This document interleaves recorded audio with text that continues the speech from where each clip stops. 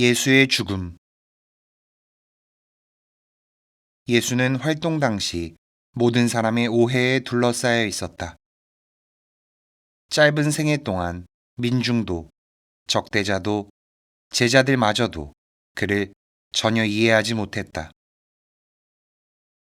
그들은 오직 자신들의 꿈과 희망을 예수에게 걸려고 했다. 예수는 자신의 의지와는 근본적으로 다른 대중의 기대 속에서 고독했다. 서민들은 그에게서 사랑보다는 현실적인 효과를 기대했고, 대중은 로마에게 유린당하고 있는 유다를 하느님 나라로 회복시킬 지상적인 메시아로 내세우려 했다. 이러한 기대와 흥분은 한때 갈릴레아의 봄이라는 열광적 인기를 불러일으키기도 했다. 하지만 예수에게 지상적 메시아로서 의지가 없음을 알게 되자 떠나갔다.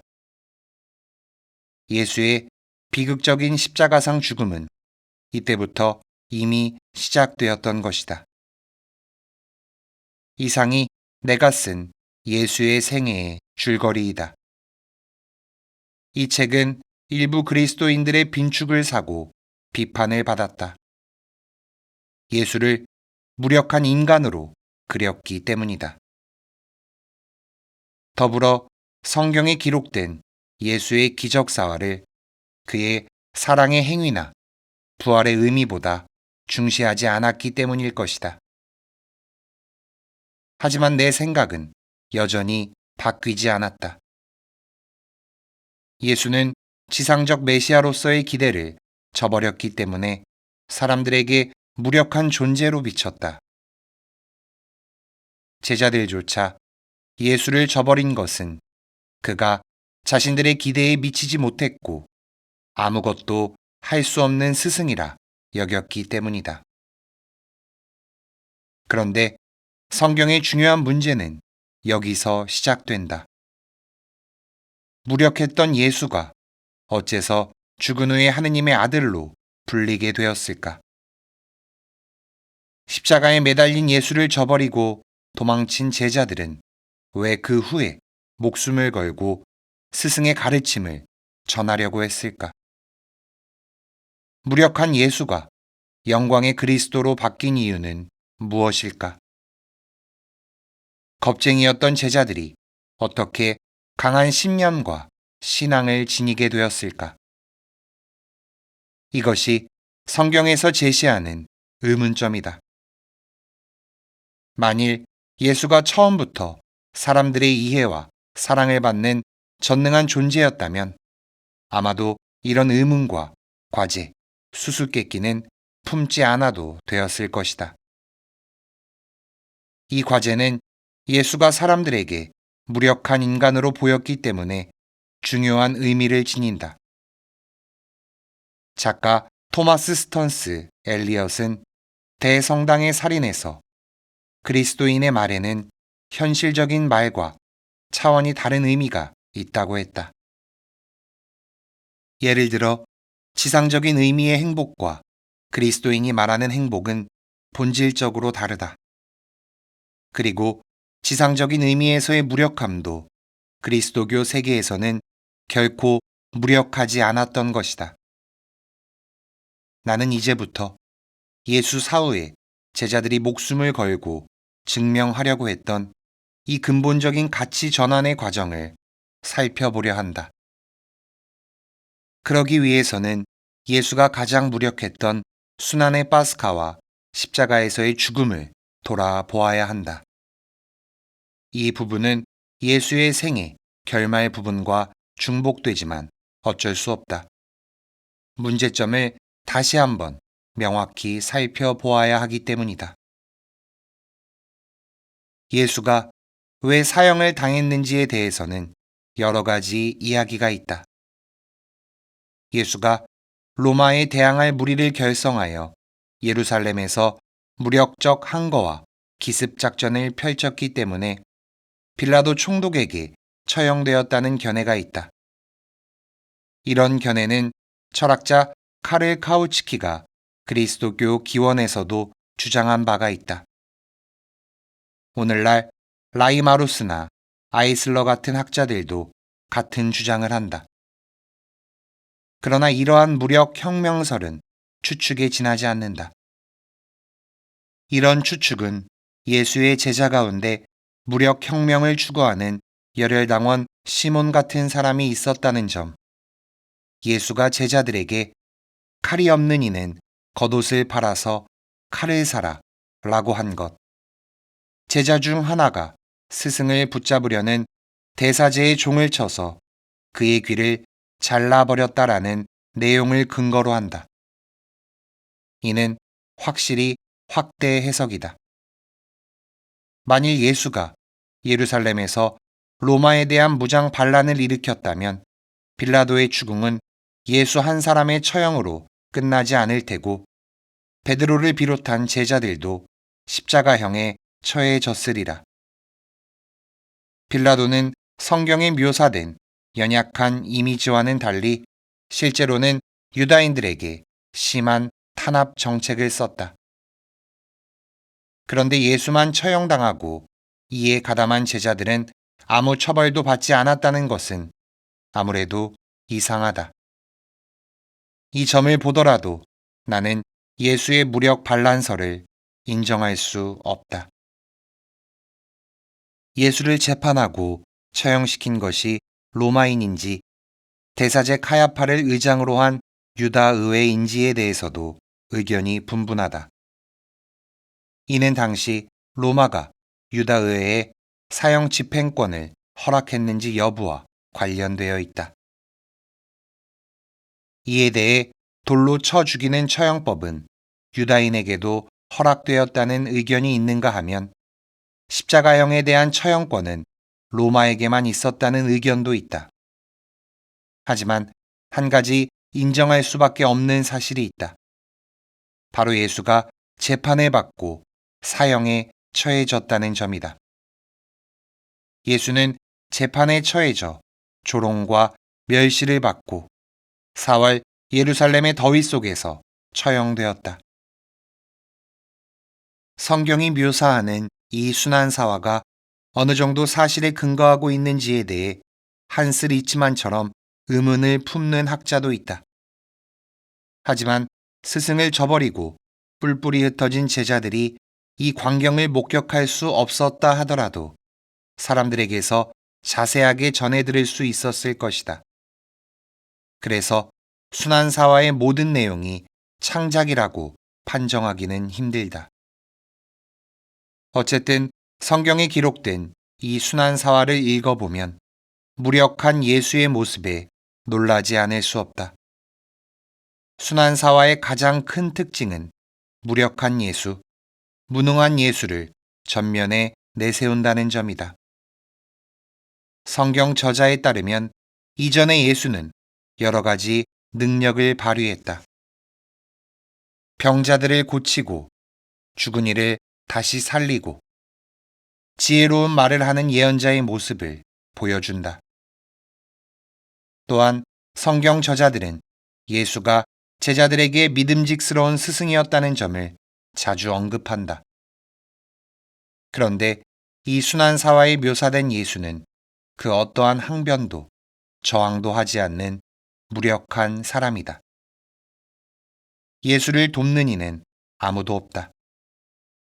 전날까지 그의 말에 귀를 기울이던 군중은 이제 아무것도 할 수 없는 이 남자에게 욕설과 조소를 퍼붓는다. 그리고 예수가 자신을 바친 하느님 아버지조차 그의 고통에 침묵을 지키고 있다. 확실히 순환사화는 철저하게 예수의 무력한 모습을 묘사한다. 이 점은 일단 제쳐놓고 예수가 겟세마니 동산에서 성전 경비대에 붙잡힌 후에 일어난 일을 살펴보자. 그는 심야에 카야파 관저에서 열린 긴급 회의에서 재판을 받고 빌라도와 헤로데 왕에게 보내진다. 예수가 골고타 처형장으로 끌려가는 동안 도대체 제자들은 어디에 숨어 무엇을 하고 있었으며 그 심정은 어떠했을까? 이 점에 대해서 성경은 거의 아무것도 언급하지 않는다. 하지만 전후 관계나 사건 묘사로 보아 어느 정도는 추측할 수 있다. 예수가 체포당한 날 밤, 곧 유다 달력으로 니산달 사흘이나 14일 밤, 최후의 식사를 마친 예수와 제자들은 예루살렘 성 밖에 올리브 동산 기슭으로 향했다. 거기에는 올리브 기름을 짜는 차규소가 있어 예수 일행은 거기서 밤을 보낼 예정이었다. 제자들은 그대로 잠들어 버렸고 예수는 홀로 제자들 가까이에서 임박한 죽음과 순환의 고통에 휩싸여 기도했다. 이때 루카복음사가는 땀이 핏방울처럼 되어 땅에 떨어졌다 라고 적었다. 이윽고 횃불을 든 행렬이 성문에서 이쪽을 향하여 묵묵히 다가왔다. 그들은 성전 경비대원들과 로마 병사들이었다. 선두에 선 유다가 예수의 어깨에 손을 얹고 입을 맞췄다. 소란스러움에 눈을 뜬 제자들과 경비대 사이에 난투가 벌어졌다. 이때 제자 중 하나가 칼을 빼 어떤 사람의 귀를 베자 예수가 이를 말렸다. 가장 나이 어린 제자는 몸에 두르고 있던 천을 내던지고 알몸으로 도망쳤다. 소라는 싱겁게 가라앉고 예수 혼자서 사람들에게 둘러싸여 대사제 카야파 관저로 끌려갔다.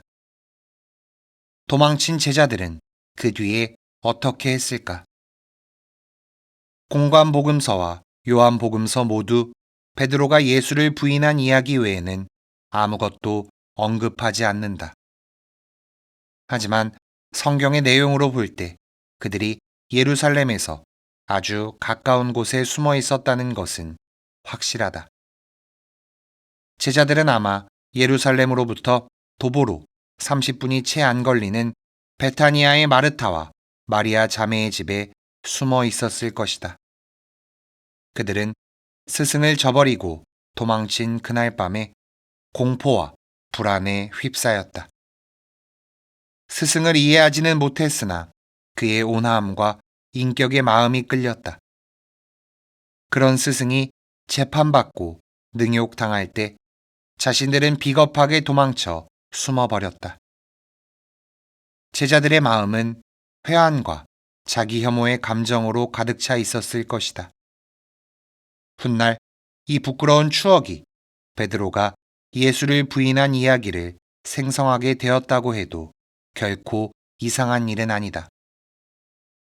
모든 복음서에는 베드로 혼자 스승이 재판받고 있는 대사제 카야파 관저에 숨어든 것으로 되어 있다. 이 이야기는 공관복음서와 요한복음서에도 기록되어 있는 것으로 보아 그 핵심 부분은 사실일 것이다.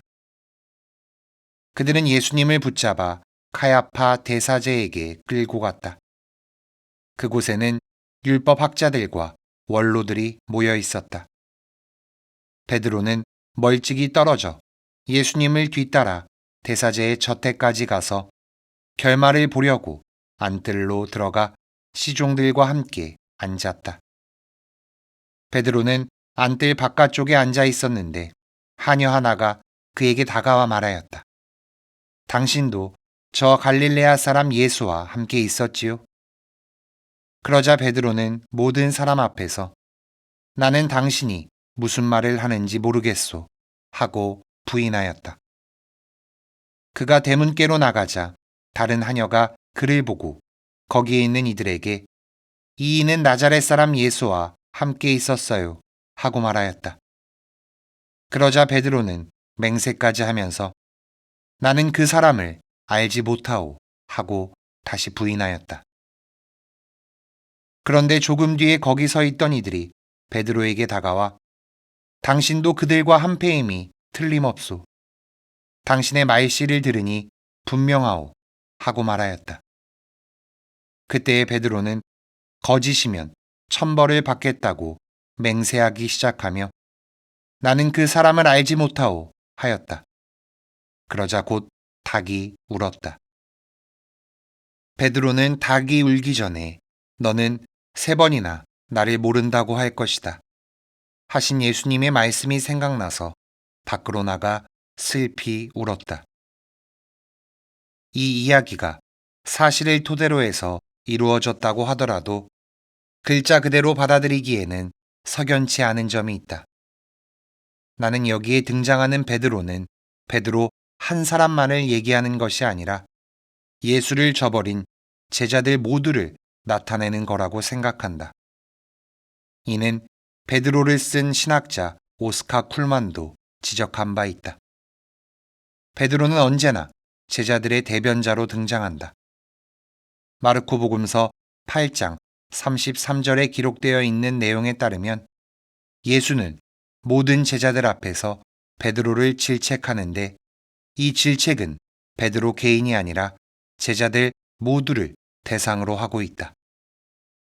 따라서 쿨만의 지적이 아니더라도 예수를 부인하는 이 장면에서 생생하게 묘사된 베드로의 나약한 모습, 비겁함, 배신, 그리고 밖에 나가 슬피 울었다는 내용은 베드로 개인뿐 아니라 예루살렘 근교 어딘가에 몸을 숨기고 있던 제자들 모두의 감정을 표현한 것이다. 이처럼 예수를 부인한 베드로의 이야기는 모든 제자들의 배신을 상징적으로 표현한다. 그런데 이 장면에서 요한 복음서에는 공관 복음서와는 달리 독특한 내용이 덧붙여 있다. 베드로 혼자 카야파 관저에 숨어 들어가지 않았다는 것이다. 시몬 베드로와 또 다른 제자 하나가 예수님을 따라갔다. 그 제자는 대사제와 아는 사이여서 예수님과 함께 대사제의 저택 안뜰에 들어갔다. 베드로는 대문 밖에 서 있었는데 대사제와 아는 사이인 그 다른 제자가 나와서 문지기 하녀에게 말하여 베드로를 데리고 들어갔다. 나의 관심을 끄는 것은 대사제와 아는 사이였던 제자가 요한 사도였는지 아리마테아 출신 요셉이었는지가 아니다. 오히려 베드로가 어떻게 대사제 관저에 들어갈 수 있었는지, 그리고 그가 관저 안의 사람들과 무엇을 상의했는가에 대한 문제이다. 요한 복음서만이 전하고 있는 이 내용이 사실이었는지 여부는 알 수 없다. 그러나 가령 창작물이라 하더라도 창작의 소재가 된 어떤 사건이 일어났고 공관복음서는 이를 숨기고 기록했다. 하지만 요한복음서는 이 사건을 소재로 쓴 듯하다. 납득이 안 되는 점은 베드로와 동행한 그 제자가 붙잡히거나 문책받지 않고 대사제 관제에 들어가 문지기 여자와도 거리낌 없이 이야기할 수 있었던 점이다. 이런 내용을 볼 때 다음과 같이 추측해 볼 수 있다. 베드로와 그 제자는 도망가 숨어 있는 동료들을 대표해서 카야파 관저로 갔고 그 제자를 중개인으로 대사제와 어떤 타협을 했던 것이 아닐까. 관저에서 베드로를 수상쩍게 여겨 캐물은 하녀나 사람들을 글자 그대로가 아닌 예수를 재판하기 위해 모인 유다 의회의 사제나 의원들로 볼 수 없을까? 만일 그렇다고 한다면 베드로도 제자들의 대표자로서 의회의 재판을 받고 그 자리에서 예수를 부인할 것을 맹세했다고 생각할 수 있다. 제자들은 모두 예수를 부인할 것을 서약하고 요한복음서에 기록된 제자의 중재로 더 이상 추궁받지 않고 풀려났다. 이처럼 추측하는 것은 그 얼마 동안 유다의회가 예수의 제자들의 존재를 묵인하고 재판도 하지 않은 채 그대로 내버려 두었기 때문이다. 이 타협으로 제자들은 목숨을 부지하고 그 대신에 예수는 모든 이의 죄를 짊어진 희생양이 되었던 것이다. 따라서 오늘날 예수는 인간의 죄를 짊어지고 죽었다 라는 표현은 예수는 제자들의 죄를 짊어지고 죽었다 라는 실제 체험에서 생겨난 것이리라. 그 후에 제자들의 마음속에는 평생 스승이 자신들의 모든 죄를 대신하여 죽었다는 부끄러움과 회한이 남았다. 그리고 이는 십자가에 대한 이미지의 원형이 되었던 것이다. 베드로가 의회와 타협한 이튿날, 예수는 군중의 욕설과 멸시를 받으며 좁고 무더운 예루살렘의 길을 걸어 처형장인 골고타로 향했다. 그동안 제자들은 형언할 수 없는 수치심을 느끼며 자신들의 배신을 되뇌고 있었을 것이다. 자신들이 살아남기 위해서 예수가 죽지 않으면 안 된다는 감정은 관념이 아닌 사실이었다. 굴욕감, 회한, 자기 혐오, 어쩔 수 없었다는 변명. 그들은 약자가 목숨을 부지하기 위해 겪는 이런 감정을 30여 시간 동안 겪었다. 그리고 취할 수 있는 방법은 두 가지밖에 없었다. 배신자가 자신이 소속된 곳을 부정하여 살 길을 찾듯이 예수를 부정하거나 용서를 청하는 것이었다. 그러나 한편으로는 예수가 배신한 자신들을 원망하고 증오하며 죽어갈 것이 몹시 두려웠다. 어떠한 영웅도 자신을 배신한 부하를 용서할 리가 없기 때문이다. 제자들은 두려움에 차 있었다. 당시에는 수영자가 처형장에서 구경꾼에게 자신의 속마음을 토로하거나 저주의 말을 내뱉거나 혹은 기도를 바치는 것이 관습이었다. 그러기에 제자들은 십자가에 매달린 예수가 자신들에 대한 무슨 말을 하리라고 예상하고 있었다. 성경에 따르면 예수가 십자가에 달린 것은 정오이고 숨을 거둔 것은 오후 3시이다. 예수는 이 3시간 동안 형언할 수 없는 고통에 시달렸다. 그 와중에도 자신을 지켜보고 있는 이들과 양쪽에 십자가에 못 박힌 두 죄수에게도 기력을 다해 띄엄띄엄 가냘프게 말했다. 십자가상에서 예수가 한 말과 기도는 성경에 기록되어 있는 것보다 많았을 것이다. 복음서에는 그 일부만을 발췌해서 기록한 것으로 보인다. 당시 유다인들은 유다교 경전의 주된 부분인 시편 기도를 암기하고 있었기에 전문을 기록할 필요가 없었다. 예수는 죽기 직전, 즉 오후 3시에 머리를 힘겹게 들고 이렇게 외쳤다. 저의 하느님, 저의 하느님, 어찌하여 저를 버리셨습니까? 오늘날 많은 이들은 이 말을 예수가 내뱉은 절망의 표현으로 받아들인다. 십자가에 달린 자신에게 구원의 손길을 내밀지 않는 아버지 하느님, 기적을 베풀지 않는 그분을 향한 비애와 절망의 표현으로 말이다.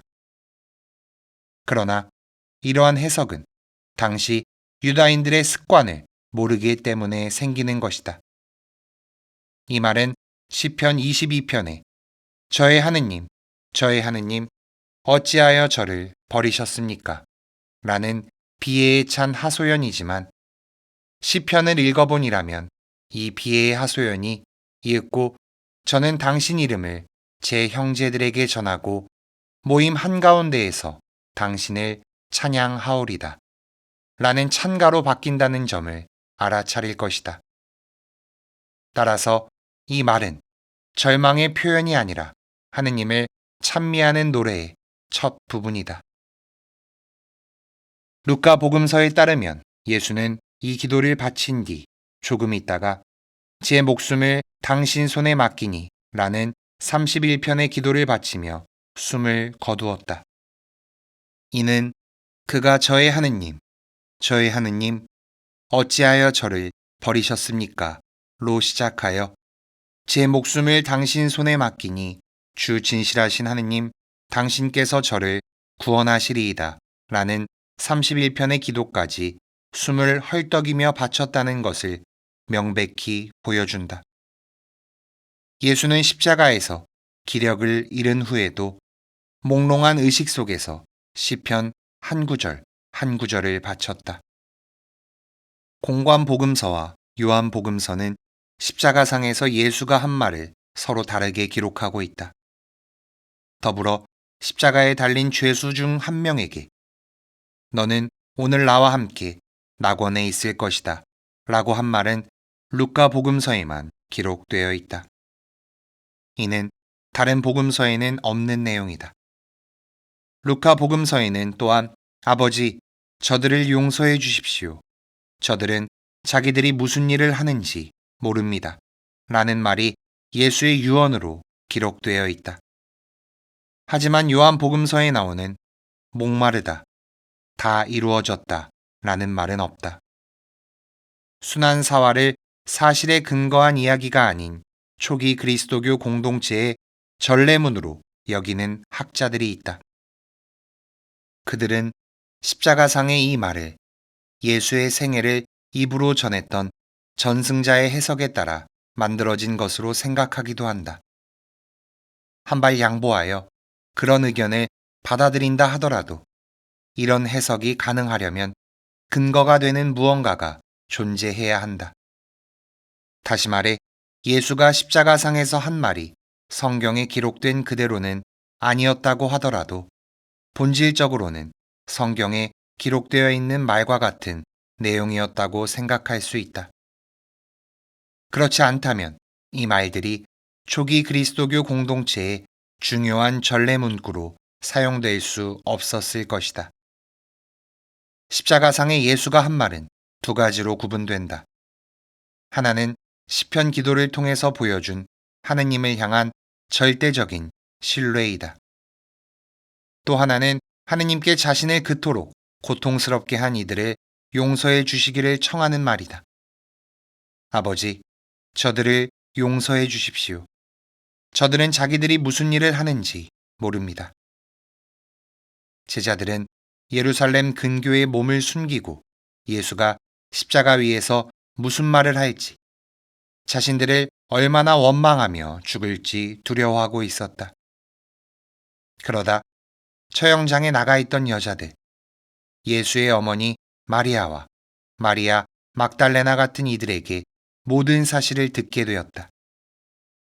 그들은 예수가 자신을 고통스럽게 한 이들, 자신을 저버린 제자들에 대해 원망과 증오의 말을 한마디도 하지 않았고, 자신들을 벌하도록 하느님께 청하기는커녕 오히려 구원을 위해 기도했다는 것을 알게 되었다. 아버지, 저들을 용서해 주십시오. 저들은 자기들이 무슨 일을 하는지 모릅니다. 그 말을 전해 들은 제자들은 충격을 받았다. 그들은 이러한 일을 꿈에도 생각하지 못했다. 예수는 그들이 생각하지도 못했던 사랑의 말을 건넸다. 십자가 위에 매달린 채 극심한 고통을 겪고 혼탁해지는 의식 속에서도 자신을 저버린 이들을 사랑하려고 필사적으로 노력한 예수. 제자들은 이러한 예수를 비로소 보게 되었다. 그뿐만 아니라 예수는 자신의 고통과 죽음에 대해 침묵을 지키고 있던 하느님께 아버지, 제 영을 아버지 손에 맡깁니다. 라고 전적인 신뢰를 보이며 숨을 거두었다. 시편을 숙지하고 있던 제자들은 예수가 이 한 구절을 띄엄띄엄 바쳤을 때 그것이 무슨 기도인지 잘 알고 있었다. 제자들은 이전에 이런 사람을 본 적이 없었다. 같은 시대에도 예언자는 많았지만 예수 같은 사람은 없었다. 또한 과거의 예언자들 가운데도 이처럼 사람과 하느님에 대한 신뢰를 지닌 이는 없었다. 형언할 수 없는 경악과 충격이 엄습했다. 예수의 죽음을 지켜본 백인 대장이 참으로 이분은 하느님의 아드님이셨다 라고 외쳤듯이 제자들도 그러했을 것이다. 그들은 비로소 자신들이 예수에 대해 아무것도 몰랐다는 사실을 알아차렸다. 그들 가운데는 예수에게 기대를 걸었다가 실망한 이들도 있고 떠나간 이도 있었다. 예수를 끝까지 따른 이들도 성전 경비대원이나 로마 병사의 체포에 저항도 하지 않고 끌려간 비참한 모습에서 놀라운 능력 같은 것은 발견할 수 없었다. 그런데 제자들은 비로소 무언가를 깨닫기 시작했다. 생전에 예수가 한 이야기가 무엇인지, 수수께끼 같은 말을 통해서 무슨 이야기를 하려고 했었는지 조금씩 알 듯했다. 생전에 예수가 이야기하고자 했던 것이 무엇이었는지는 십자가 위에서 한 3가지 말로 충분히 알아차릴 수 있었다. 그들은 더불어 자신들이 예수를 얼마나 오해하고 있었는지도 깨달았다.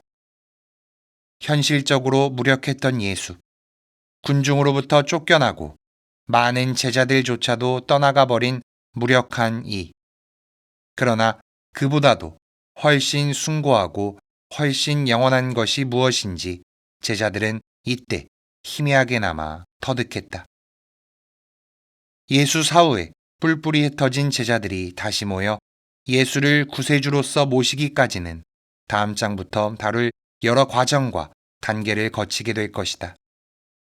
하지만 이 모두는 방금 이야기한 경악과 충격, 그리고 예수에 대한 새로운 이해로부터 시작된다. 그때까지 알지 못했고 오해하고 있던 스승을 재발견한 것, 바로 그것이 그들의 출발점이다. 예수는 죽었지만 새로운 모습으로 제자들 앞에 나타나 생존하고 마음속에 부활했다. 이처럼 부활의 본질적인 의미 중 하나는 제자들이 예수를 재발견했다는 점이다. 예수는 현실에서 무력했다. 그리고 아무것도 할 수 없었으며 갈릴레아의 민중에게 추방당했으며 제자들에게도 버림받았다. 그리고 십자가 위에서 비참한 죽음을 맞이했다. 그런데 모든 것이 뒤바뀐 것이다. 무력한 이가 가장 능력 있는 분으로, 버림받고 추방당한 이가 가장 환영받는 이로 바뀌었다. 이때부터 제자들의 마음속에서는 산상설교의 한 구절처럼 마음이 가난한 이는 축복받고 우는 이야말로 하느님으로부터 위로를 받는다는 그리스도교가 지닌 근본적인 가치로의 전환이 시작되었다. 예수가 숨을 거둔 것은 오후 3시였다. 시신은 그날 저녁 때가 되어 십자가에서 내려졌다. 시신을 인수하겠다고 빌라도에게 청한 것은 유다의회의 의원이자 부유한 아리마테아 출신의 요셉이라는 사람이었다. 빌라도는 백인 대장을 불러 예수의 죽음을 확인하게 했다. 십자가형을 받은 죄인이 일정한 시간이 지나도 숨이 끊어지지 않는 경우에는 형장에 입회한 백인 대장이 몽둥이로 정강이 뼈를 부러뜨려 숨을 끊는 것이 당시 로마인의 관례였다. 백인 대장은 예수의 숨이 이미 끊어진 것을 확인했기 때문에 정강이 뼈를 부러뜨리지 않았다. 보고를 받은 빌라도는 아리마테아의 요셉에게 시신을 넘겼다. 성경에 따르면 요셉은 은밀히 예수를 지지하던 사람이었다. 그는 전날 밤 긴급 회의에도 참석했지만 예수를 죽이려던 의회의 결정과 행동에 찬성하지 않았다고 한다. 그는 예수의 시신을 아마포로 싸고 의회 의원이지만 판결에 불만을 품었던 니코데모가 가져온 모략과 침향 100근을 넣어 새 무덤에 안장했다. 이틀 후 시신이 없어졌다는 소식을 들은 베드로가 사실 여부를 확인하려고 무덤으로 달려갔다. 성경의 내용으로 보아 그 시각에 제자들은 아직 예루살렘 근교에 몸을 숨기고 있었다는 것을 알 수 있다. 예수의 시신이 갑자기 없어졌다는 것은 성경 저자들이 지어낸 이야기가 아니라 실제로 일어난 사건이었다. 이 점은 최근에 신학자 한스 폰 캄펜하우젠의 면밀한 연구로도 입증되었다. 성경은 이 텅 빈 무덤 사건에서 예수 부활로 이야기를 진행시켜 간다. 그러나 예수 부활이 실제로 있었던 사실인지는 접어두더라도 이날부터 제자들의 마음속에는 죽은 예수가 새로운 모습으로 생존하기 시작한다. 예수는 실제 부활 사건 이전에 이미 그들의 마음속에서 부활하기 시작했던 것이다.